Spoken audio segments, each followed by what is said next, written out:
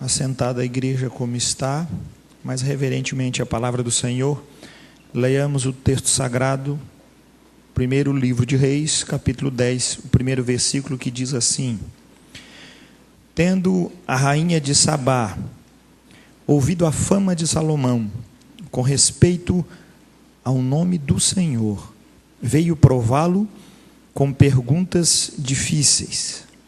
Segundo livro de Crônicas, capítulo 9, a partir do versículo 1, diz assim o texto sagrado: Tendo a rainha de Sabá ouvido a fama de Salomão, veio a Jerusalém prová-lo com perguntas difíceis e com muito grande comitiva, com camelos carregados de especiarias, de ouro em abundância e pedras preciosas. Compareceu perante Salomão e lhes expôs tudo quanto trazia em sua mente. Salomão lhe deu resposta a todas as perguntas, e nada lhe houve profundo demais que não pudesse explicar. Vendo, pois, a rainha de Sabá a sabedoria de Salomão, e a casa que edificara, e a comida da sua mesa, e o lugar dos seus oficiais, o serviço dos seus criados, e os trajes deles, seus copeiros, e os seus trajes, e o holocausto que oferecia na casa do Senhor, ficou como fora de si. E disse ao rei: Foi verdade a palavra que a teu respeito ouvi na minha terra, e a respeito da tua sabedoria. Eu, contudo, não cria no que se falava, até que vim e vi com os meus próprios olhos. Eis que me contaram a metade da grandeza da tua sabedoria. Sobrepujas a fama que ouvi. Felizes os teus homens, felizes estes teus servos que estão sempre diante de ti e ouvem a tua sabedoria.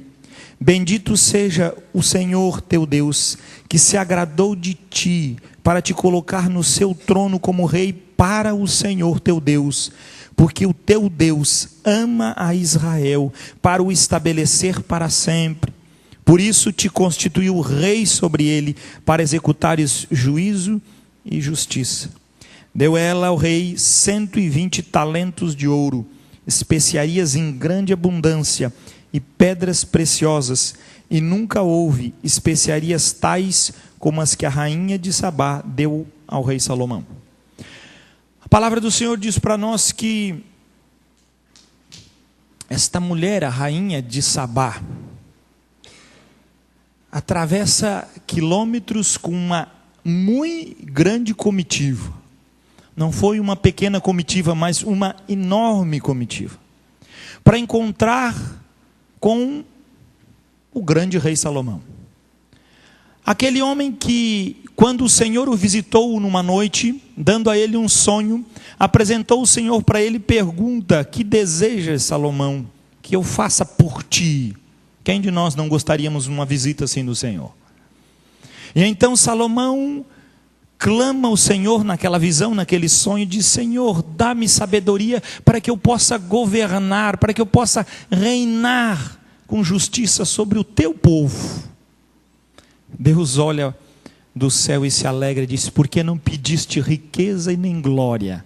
Tudo isso te darei, e terás ainda a sabedoria, da qual nenhum homem que nasceu ou nascerá será tão sábio quanto tu, ó Salomão. Esta rainha de Sabá, conta-se a história, não está na Bíblia, mas você pode procurar nos livros. Essa rainha de Sabá era uma mulher curiosa. A rainha de Sabá era uma mulher que não se contentava com poucas coisas, uma mulher que desejava conhecer coisas extremamente profundas.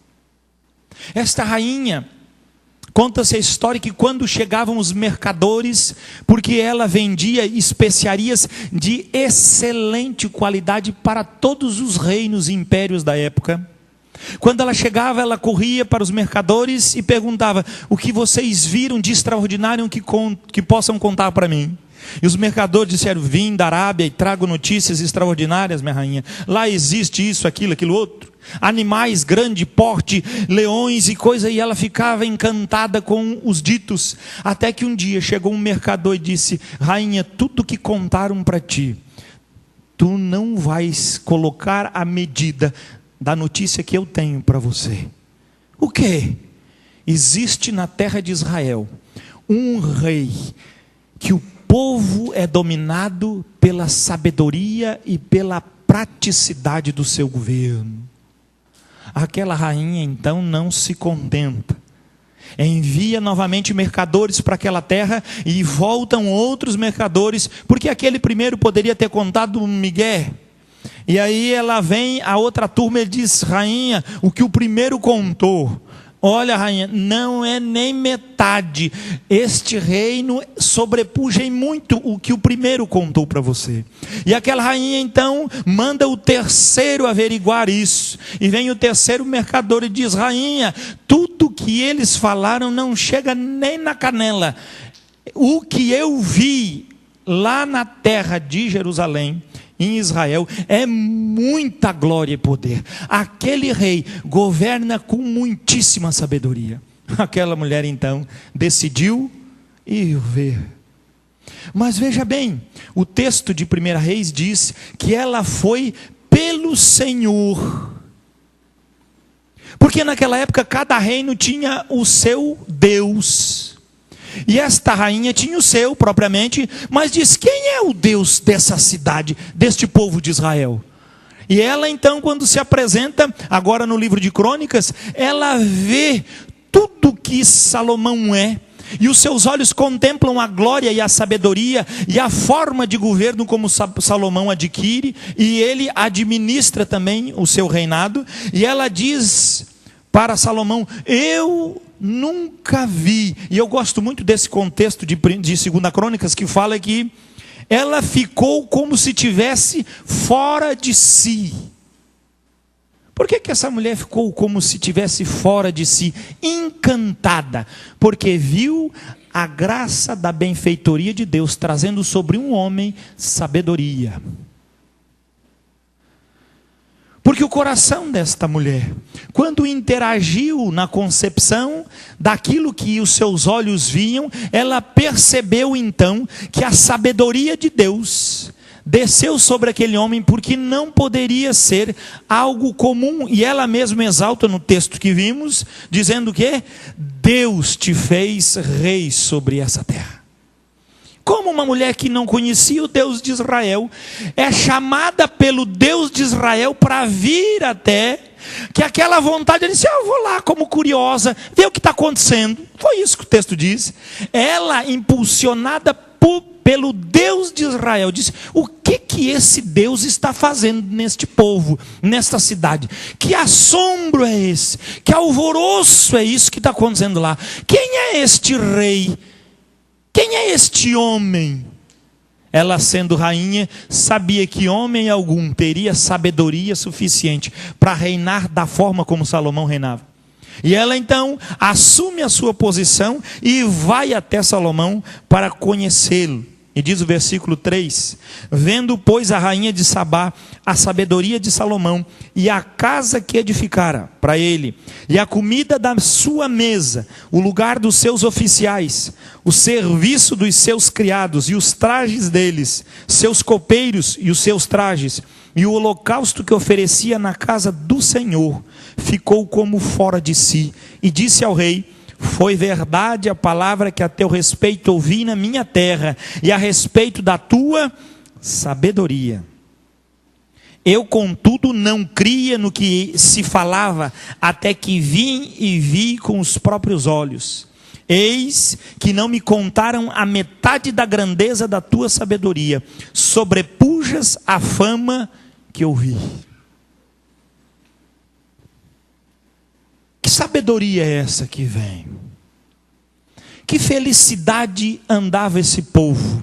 Aquela rainha ímpia aos nossos olhos, descrente, não conhecia o Deus de Israel, mas foi convocada pelo Deus de Israel para ver quem era o Deus de Israel, chegando no meio do povo de Israel, contemplando então a ação daquele povo. O seu coração exalta quem? Ao rei que tinha grande sabedoria, mas ao Deus deste rei. Versículo 7: felizes os teus homens, Felizes estes teus servos que estão sempre diante de ti e ouvem a tua sabedoria. 8. Bendito seja o Senhor teu Deus, que se agradou de ti para te colocar no seu trono como rei para o Senhor teu Deus, porque o teu Deus ama Israel para o estabelecer para sempre. Sabe qual é o contexto que acontece isso em todas as escrituras? Só há uma manifestação de bênção e de contemplação de Israel sobre tudo que Israel é e o que Israel faria como um mover profético na boca dos profetas. Nunca isso esteve na boca de um mortal qualquer, mas a rainha de Sabá estava abençoando Salomão e agiu como uma profetisa. O que os olhos daquela mulher e o assombro da presença de Deus naquela terra contemplou então o coração daquela mulher a dizer: este reino e este povo jamais será destruído. Esse Deus é um Deus que guardou este povo para sempre. Jamais vai se acabar. Não tem condição. Esse reino é perfeito. E era perfeito mesmo, até que o maldito do pecado entrasse no meio dele. Mas veja, a forma como esta mulher se coloca diante do rei e diante da ação do que é colocado e depositado como oferta a este rei, o que ela contempla e se alegra vendo também isso. E no seu coração, ela glorifica ao Deus de Israel. Jamais se viu alguém assim. E os problemas, as coisas mais difíceis que ela trouxe para Salomão, diz o texto, ele nem pestanejou para responder. Ela fazia a pergunta mais difícil e ele é assim. Porque Deus tinha derramado sobre aquele homem muita sabedoria. Por que felizes eram aqueles homens? Por que feliz era aquela nação? Por que feliz era aquele povo? Mateus capítulo 11, versículo 19. Jesus fala que a maior das ações do homem é quando ele descarta a busca da sabedoria de Deus e se rende à sua autoconfiança, à sua própria vontade. O homem cria subterfúgios e anda em caminhos de engano, do qual o seu coração não consegue doer-se àquele engano, àquela frieza. Por quê? Porque os seus olhos não conseguem contemplar a sabedoria de Deus na sua vida. E Jesus bem falou isso. Mateus capítulo 11, versículo 19. Veio o filho do homem que come e bebe, e dizem: eis aí um glutão e bebedor de vinho, amigo de publicanos e pecadores. Mas a sabedoria é justificada por suas obras. Sabedoria não se justifica pelo conhecimento que tem, mas pelo que desenvolve. Se chegasse lá e ela perguntasse para Salomão toda a sua sabedoria, ele respondesse, ia morrer. O texto diz, tudo que ela perguntou foi para ele fácil para responder, mas olhou ela e disse como estavam os oficiais dele, como era a mesa dele, como era a casa dele, como era o holocausto dele, como eram os oficiais, como era o copeiro, como era a vestimenta. Olha só, a sabedoria de Salomão não era apenas um besta sentado num trono respondendo a qualquer pergunta que fazia ele. A sabedoria de Salomão era divina, e a sabedoria divina é como o rio que vai entrando em todos os caminhos e tomou toda a parte de Jerusalém e Israel, a ponto daquele povo ser considerado por esta mulher felizes. Que povo feliz é esse? Porque consegue viver debaixo dos ensinamentos de sabedoria do seu rei. Que coisa linda! E a gente pode dizer, é mesmo, pastor? Que coisa linda! Mas a palavra do Senhor nos diz que veio depois de Salomão alguém maior do que Salomão. E trouxe ele grande mover de sabedoria para um povo excelente. Mas esse povo resolveu não ouvir a este Senhor. Este povo resolveu apenas andar na sua própria concupiscência e desejo, porque a sabedoria de Deus não lhe era útil. Esse povo esqueceu do seu Senhor e do seu Deus. Mateus, vire a folha aí, capítulo 12, o versículo 42.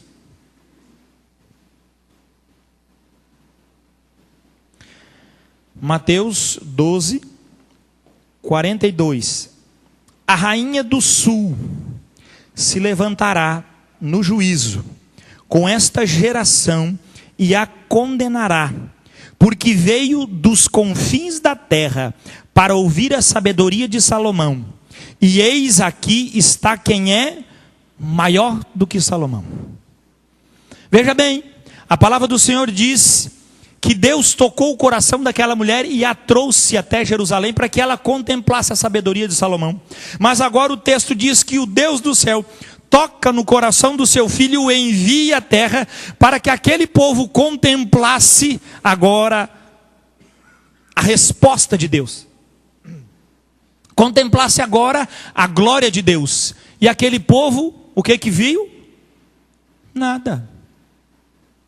Porque a resposta da sabedoria de Deus, ela não vai a favor de nós, mas ela vai diretamente e proporcionalmente contrário aos nossos desejos.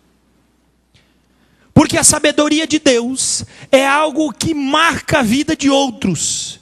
A sabedoria e a inteligência dos homens coloca eles num status, numa berlinda, num lugar de destaque. A sabedoria de Deus não é assim. A sabedoria de Deus, ela se mistura no meio do povo.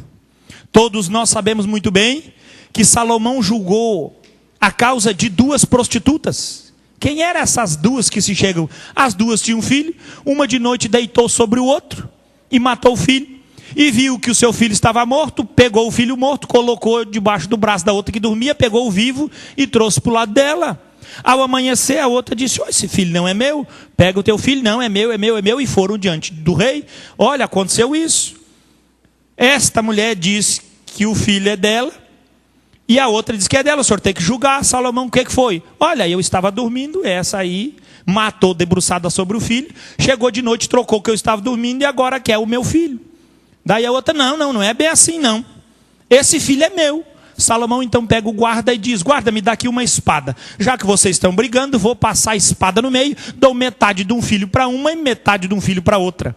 A mãe verdadeira então, compadecida do filho, disse: não faças isso, rei, entregue o filho inteirinho para ela, mas não o mate. Então o rei disse: pegue o filho e dê para ela, porque esta é a verdadeira mãe. Então a sabedoria de Salomão correu toda Jerusalém, foi até os confins da terra, porque ele julgou com justiça.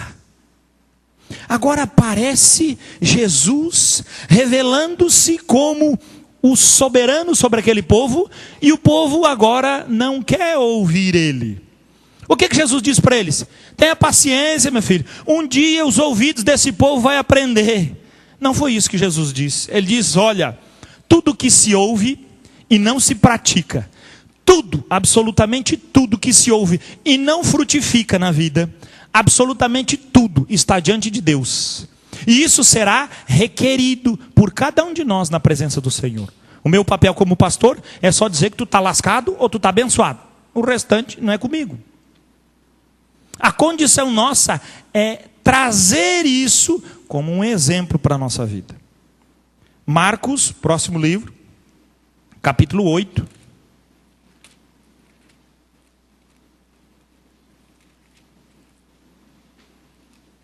Versículo 11 a 13.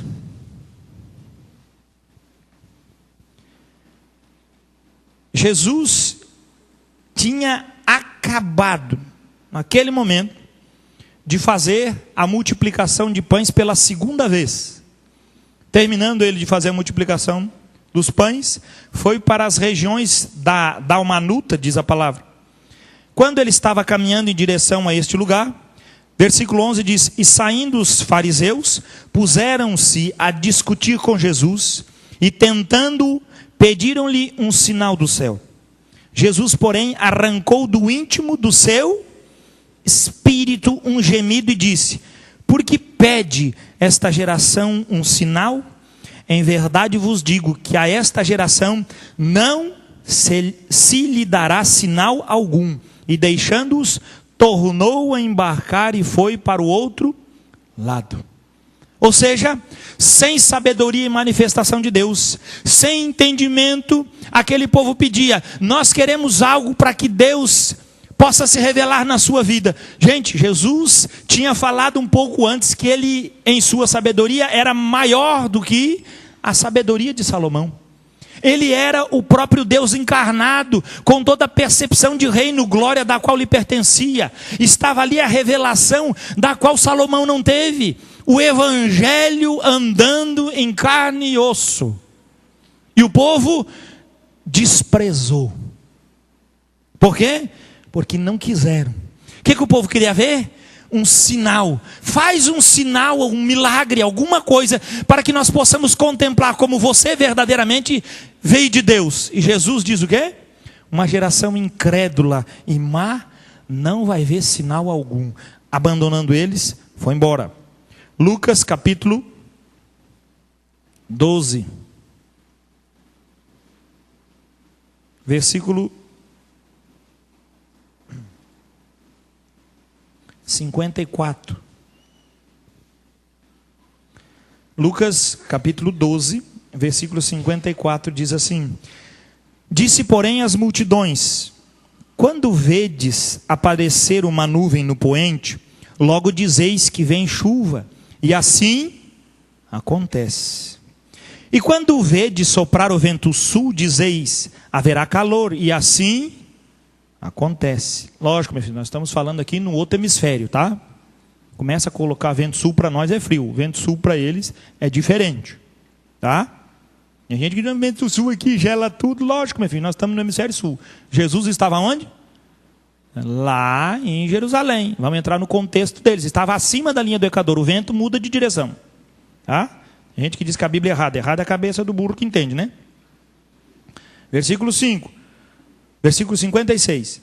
Hipócritas, sabeis interpretar o aspecto da terra e do céu, e entretanto não sabeis discernir esta época? Jesus estava dizendo o que é muito comum. Vai chover ou não? Vai lá no pescador, no beira do mar, ele vai dizer: ah, hoje vai chover por causa daquela nuvem, por causa do sol. Diz no contexto nosso que isso é a sabedoria popular. Sabe quando vai chover? Sabe quando vai dar sol? Sabe quando as coisas vão acontecer? Dá uma olhadinha para o vento. Não, pode ir que vai dar sol. Mas está chovendo. Não, mas hoje vai dar sol. Pode ter certeza. E dá sol. Puxa, mas como é que essa pessoa sabe? Olha só o que Jesus está dizendo. Preste atenção. Ele está comparando o discernimento das coisas de Deus com um discernimento de sabedoria para discernir as coisas de Deus.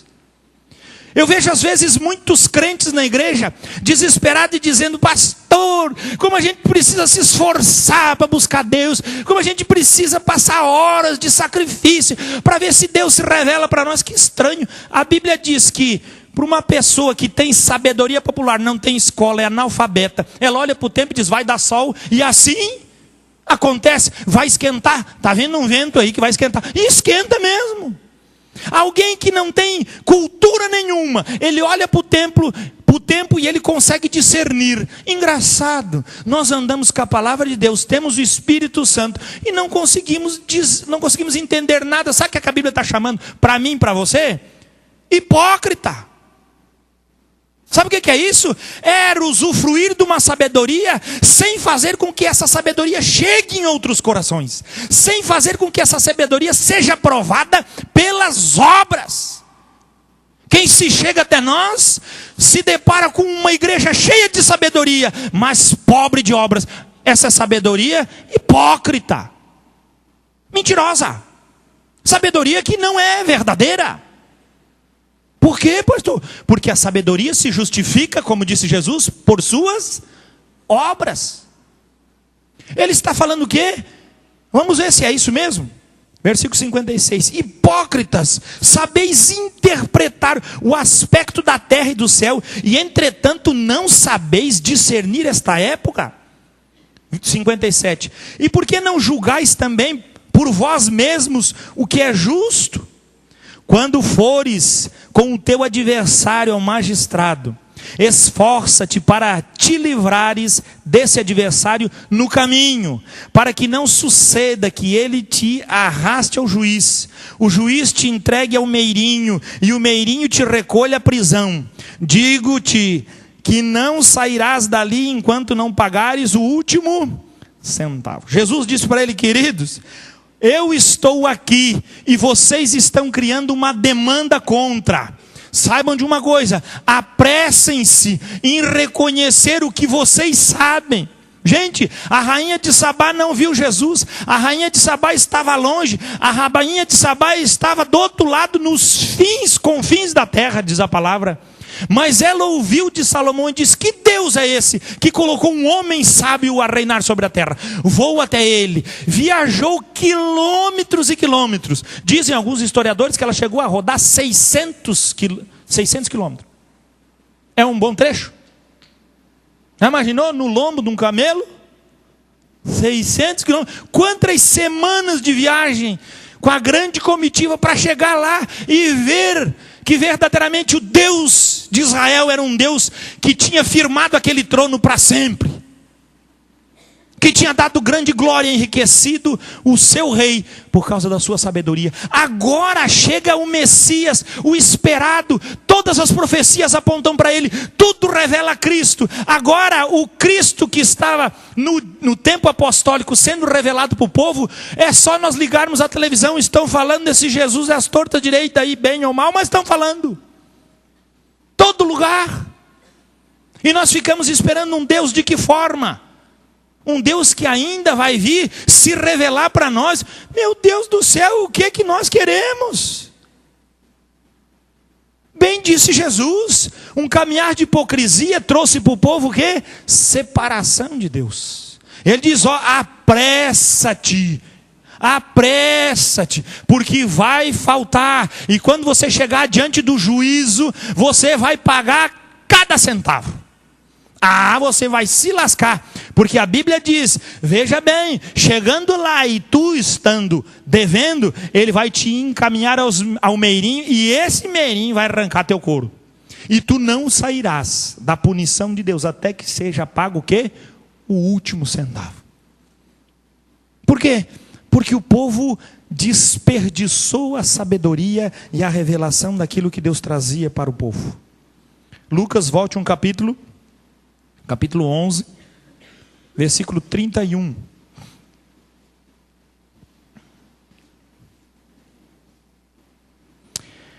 Diz o texto sagrado: a rainha do sul se levantará no juízo com os homens desta geração e os condenará, porque veio dos confins da terra para ouvir a sabedoria de Salomão. E eis aqui está quem é maior do que Salomão. Agora vem a minha pergunta. Você lê a Bíblia, só para você ter uma comparação. No tempo de Israel, eles tinham a festa dos tabernáculos, e durante essa festa, ficava a semana inteira um homem lendo a lei de Moisés, e o povo ficava escutando ele anunciando a lei de Moisés. Olha o que acontecia. Ele ia divulgando a lei, e o povo todo ficava ali a semana toda ouvindo todos os ensinamentos, para guardar no coração. E eles iam para casa, guardavam no coração aquilo. Pouquíssimos tinham a palavra de Deus ao seu dispor. Por quê? Porque tinham que pagar grandes quantias para os escribas, e os escribas passavam a vida toda escrevendo para fazer livros. Não tinha a Bíblia toda, não. Não tinha a Bíblia toda. Alguns livros. Nós temos toda a palavra de Deus, e além de ter toda a palavra de Deus, agora temos a palavra revelada para nós. Em vez de termos toda a sabedoria de Deus, usufruirmos de Jesus, somos mais nécios do que todo aquele povo lá atrás, que não tinha a palavra todo dia para nortear o seu caminho. Ouvia uma vez por ano, 2 vezes de muito se pudesse, e caminhavam com retidão. Por que isso, pastor? Porque pregamos para esse povo não se prostituir, e eles continuam se prostituindo. Existe cansaço maior do que esse? Ensinamos essa igreja a não mentir, continuam mentindo. Ensinamos para essa igreja para se santificar, mais podre fica. O que nós podemos pregar a não ser uma palavra de juízo sobre essa igreja? O que mais nós podemos dizer, se não é caia fogo do céu e consuma os desgraçados que não conseguem entender? Porque a sua sabedoria encalcou o seu conhecimento. É simples. Quando nós queremos nos colocar como sabedores de todas as coisas, as nossas atitudes, elas vão proporcionalmente contrárias à vontade de Deus. E nós dizemos assim: Deus, eu gosto muito de ouvir as coisas do Senhor, mas eu não vou praticá-las. Por quê? Porque isso vai ferir a minha vontade, isso vai ferir o meu desejo. E quando fere minha vontade e meu desejo, me magoa. Então eu vou ficar ouvindo as pauladas do pastor Silas e vou continuar dizendo: Deus, eu sou fraquinho, eu não posso fazer nada. Enquanto que a sabedoria, diz a palavra, se justifica pelas suas obras. Se as tuas obras são malditas, tua cabeça não entende. Sabe por quê? Está dando uma vontade para você ir embora? Porque o teu coração é hipócrita. Porque a tua vida é sem sentido. Porque você se alegra em passar 2 horinhas de domingo aqui e diz que bênção, tem gasolina para a semana toda. Enquanto Deus quer se revelar, assim como Ele se revela para o mais ignorante, que diz, olhando a linha do tempo, ele consegue contemplar a glória de Deus. Nós temos um Deus que está à disposição na comparação, para revelar-se para nós e mostrar toda a sua glória. E nós não conseguimos ver a glória de Deus. O que está acontecendo? É Deus que deixou de se revelar? Ou é nós que estamos buscando Deus da forma errada? Por que é tão difícil abandonar o pecado? Porque o pecado dá prazer. Por que é tão difícil abandonar a vida inútil? Por que é tão difícil? Porque as coisas que dão para nós posição diante dos homens são coisas que qualificam a nós como alguém importante aos olhos dos homens. E nós trocamos a glória do Deus sobre nossa vida por causa dos homens. Salomão não se preocupou com sua glória, Salomão não se preocupou com seu sustento, Salomão não se preocupou com o que falariam dele ou não, mas diante do seu Deus buscou sabedoria para que pudesse servir o povo de Deus. E Deus deu a ele sabedoria para governar o povo. E além disso, ainda mais, o que ele deu? Muito mais, glória e riquezas. Nos nossos olhos, ai que bênção, eu quero riqueza, eu quero. Filho, tu vai ganhar pobreza. Tu vai ganhar uma mente cauterizada, seca, inepta, que não fertiliza, que não produz nada. Por quê? Porque a sabedoria é justificada pelas suas obras. Não temos outra escolha, irmãos. Ou abandonamos a nossa inutilidade, ou abandonamos a nossa falta de fé, ou abandonamos a nossa frieza, colocando-nos numa posição e dizendo para Deus: faz um milagre na minha vida, Senhor. Mas a minha atitude daqui para frente é de mudança, é de serviço, é de glória ao teu nome na minha vida. Eu renuncio minhas vontades, eu renuncio meus desejos, eu renuncio minha casa, minha mãe, meu pai, minha esposa e meus filhos para ver a glória do Senhor. Ele dará para ti uma família perfeita, Ele dará para ti um esposo fiel, uma esposa fiel. Mas nós trocamos toda a glória de Deus por causa do pecado. O que somos comparados? Mas nós somos inteligentes, amados. Vi a pesquisa na Folha de São Paulo, tenho guardado nos meus arquivos lá em casa, o que um homem sabia, um homem estudado, que ele tinha de conhecimento durante a vida toda na Idade Média, tudo que ele possuía de conhecimento a vida toda, sai num encarte, num jornal de domingo da Folha de São Paulo. É o conhecimento de mundo e de história que ele tinha a vida toda. Sabe o que isso quer dizer?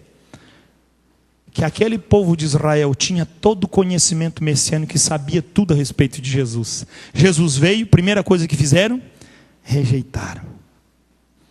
O meu problema é, quando nós conhecemos tudo de Deus, então entramos num caminho de cegueira. Porque não precisamos de mais nada. Quando nós conhecemos tudo de Deus, quando nós sabemos tudo de Deus, nós estamos resolvidos, não precisamos mais nos incomodar. Está feito o nosso problema. Está resolvido o nosso quitute, nós estamos resolvidos na nossa vida. Sabe o que é isso, meu filho? A Bíblia condena isso. E a Bíblia diz, apressa-te a mudar de vida.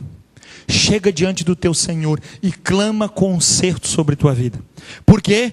Porque senão você será lançado a pagar a loucura dos teus próprios pensamentos, a loucura dos teus próprios desejos.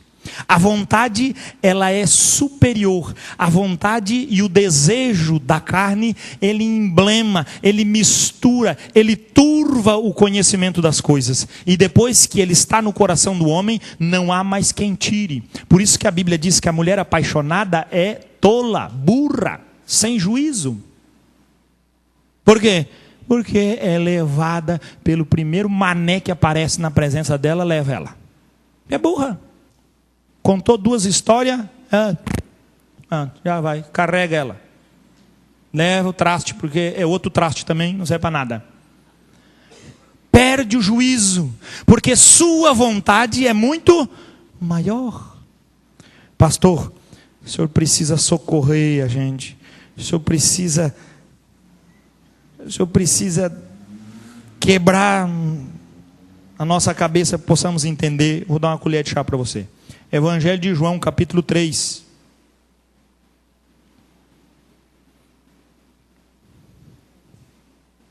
Veja bem, tudo que a respeito dos fariseus o pastor pregou até agora está resumido neste capítulo. João capítulo 3, a partir do versículo 1 diz assim: havia entre os fariseus um homem chamado Nicodemos, um dos principais dos judeus. Este de noite foi ter com Jesus e lhe disse: Rabi, sabemos que és mestre vindo da parte de Deus, porque ninguém pode fazer estes sinais que tu fazes, se Deus não estiver com ele. O que os fariseus estavam pedindo para Jesus? Um sinal particular. Mas quem estava lá no meio, via o quê? Que Deus estava com Jesus. Versículo 3. A isto respondeu Jesus: ó Nicodemos, tu está falando que eu faço sinal, tu está falando que tu me vê, eu vou te falar uma coisa. Em verdade te digo, se alguém não nascer de novo, não pode ver o reino de Deus. Perguntou-lhe Nicodemos: como pode um homem nascer sendo velho? Pode porventura voltar ao ventre materno e nascer segunda vez? Nicodemos pensava e via as coisas de Deus de que forma? Com sabedoria humana, terrena. O que ele disse? Para mim nascer de novo, eu tenho que entrar na barriga da minha mãe e nascer de novo. O que Jesus responde para ele? Sabedoria espiritual. 5. Respondeu Jesus: em verdade te digo, quem não nascer da água e do Espírito não pode entrar no reino de Deus. Pode entrar? Não pode. Tem que nascer primeiro da carne e depois ser gerado uma nova criatura no Espírito. Versículo 7. Versículo 6. O que é nascido da carne é e para sempre será carne. Mas o que é nascido do Espírito é e para sempre será Espírito. Não te admires de eu te dizer: importa-vos nascer de novo. O vento sopra onde quer, ouves a sua voz, mas não sabes de onde vem, nem para onde vai. Assim é todo o que é nascido do Espírito. Então lhe perguntou Nicodemos: como pode suceder isto? Acudiu Jesus: tu és mestre, não é tu que sabe tudo? Não é tu instruído? Tu és mestre em Israel e não compreendes essas coisas?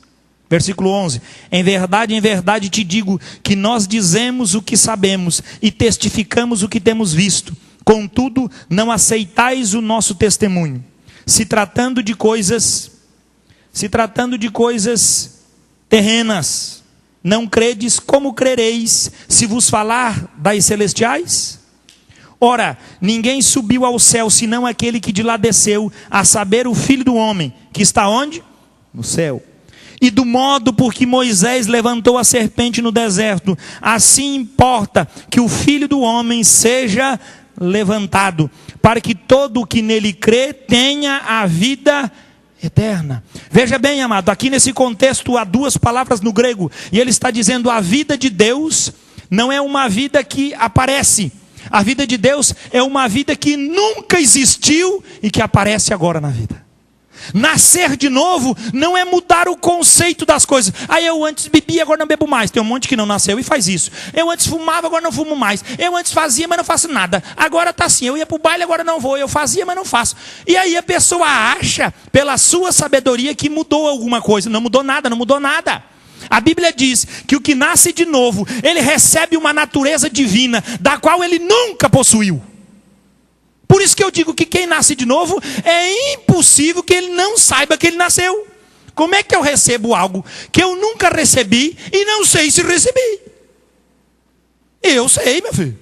Quando a velha natureza foi destruída na cruz, com a forma da qual Jesus diz para nós, e ele traz como ensinamento, diz: assim como Moisés levantou a serpente, assim também o Filho do Homem será levantado, para que todo o que nele contemplar, para que todo aquele que vê as suas mazelas, as suas fraquezas, a sua debilidade, receba uma vida nova, uma ação muito diferente e poderosa. Essa vida vem de onde? De Deus, manifestada do céu. Esta vida pode ser contentada, enjaulada, guardada no coração? Jamais, porque o que é de Deus, ela vem para ser justificado. A sabedoria é fruto da obra de Deus, por isso diz no primeiro capítulo de Tiago: quem não tem sabedoria, peça a Deus que Ele dá. Sabedoria é fruto da parte divina sobre nós, não é algo humano, não é algo que se acrescenta. Podemos ver alguém que não tem estudo nenhum, mas sua palavra é cheia de sabedoria, se ele conhece o Deus verdadeiro. Podemos conhecer pessoas que nunca ouviram falar de Deus, mas eles sabem que existe um Deus soberano. Estou falando falar de forma bíblica como nós, mas eles conhecem um Deus muito mais poderoso e muito mais atuante na vida deles do que nós mesmos conhecemos. Por quê? Porque colocaram de lado as suas paixões, os seus desejos, para receber a vida de Deus na sua vida. Existe outra forma, pastor? Olha, amado, se você achar na Bíblia, eu posso até pregar outro dia se você me ajudar, mas eu, olhando para as Escrituras, não vejo outra forma bíblica que não seja a manifestação disso. Não existe outra forma, não existe outra palavra, não existe outro jeito. Agora me explique, como alguém que recebeu uma natureza divina, como alguém que recebeu uma vida que não tinha antes e agora sabe que tem, pode viver a mesma vida inútil, seca, inepta e sem ação que vivia antes? Tem condição? Eu fico rouco de pregar. É impossível. É impossível. É impossível. Alguém que recebeu uma vida nova, alguém que foi gerado no Espírito, alguém que recebeu uma transformação espiritual profunda, a presença do Espírito entrou na sua vida, ele sentiu uma natureza nova, assim como o Espírito pula no meu coração nessa hora pregando essa verdade. Ele pode, porventura, voltar a ter as mesmas práticas de iniquidade que possuía na sua vida antes? Não pode. Mas como é que temos? Por isso que eu tenho que pregar um novo nascimento. Por isso que eu tenho que pregar a nova vida. Porque tem muito ímpio nessa igreja indo para o inferno, desgraçado. Eu não quero que tu vá, porque eu te amo. Porque é impossível que alguém que recebeu uma natureza nova pratique obras mortas e velhas. É impossível. É impossível. É impossível. Mas o Espírito me acorda lá na minha casa. O Espírito revela lá no meu coração. Ele diz, prega isso. Mas Senhor, já estou cansado de pregar isso. Ele diz, prega de novo. Tem uns cabeça seca e eu vou dar mais uma chance. Eu estou no caminho, caminhando com eles. Mas vai chegar o dia que não vai ter mais oportunidade. Mas se arrependa. Ainda tem solução para a tua cabeça seca. Ainda tem graça de Deus sobre este lugar. Mas ele está se acabando o tempo. Está indo para os finalmente. Estamos indo para os 45 do segundo tempo. Mas ainda dá tempo de restaurar o coração, de ser transformado, de abandonar as práticas malignas e voltar a ter uma vida de santidade, de busca, de desejo das coisas divinas. Deus ainda continua fazendo seus prodígios. Mas pastor, eu tenho buscado Deus. Amado, continue. Esse é o desejo de Deus, continue. Agora, o sem sabedoria é oco por dentro, não consegue entender como que eu usufruo dessa vida, crendo plenamente que Jesus morre na cruz e você morre com ele, crendo plenamente que Jesus ressuscita e te dá uma nova natureza, uma natureza agora de Deus, do reino dos céus, não é mais da terra, porque o que é nascido da carne é carne, mas o que é nascido do Espírito é. A Bíblia ali tem um apostinho, tem uma condição ali de explicação no verbo original que diz assim, ó, o que nasce é carne, ele vai continuar a vida inteira sendo carne, desejando as coisas da carne. O que nasce do Espírito, ele ganha uma natureza divina, e agora ele vai ser uma pessoa inclinada, obediente, sabedora das coisas espirituais. É isso que o texto está dizendo ali, Jesus está revelando. E aí eu pergunto para você, como que alguém sabedor, conhecedor, natureza divina, continua andando nas mesmas práticas do pecado do passado? Tem condição? Me convença, pelo amor de Deus, eu me acho um versículo na Bíblia que diga que eu estou errado. Eu peço por encarecidamente, meu Deus do céu, de joelho, me ajude. Porque só de joelho clamando a Deus. Não acho. Oi, rapaz, já li umas 500 vezes a Bíblia, estou cansado, a minha já está toda esbudegada. Procuro, quem sabe tem uma resposta diferente. Mas todas as respostas de mudança na palavra de Deus resume-se numa cruz ensanguentada, num sacrifício perfeito, para que nós pudéssemos usufruir uma mudança radical de vida. E isso vai ser sempre a verdade.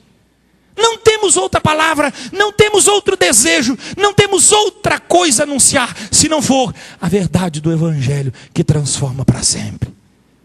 O que é que eu preciso fazer, pastor? Negar-se a si mesmo, tomar a sua cruz, negar os seus desejos, buscar o Senhor, lutar contra a sua. Paulo diz, eu prego, mas eu não posso me condenar. O que ele fazia? Esmurro meu próprio corpo, para que eu não seja condenado naquilo que condeno.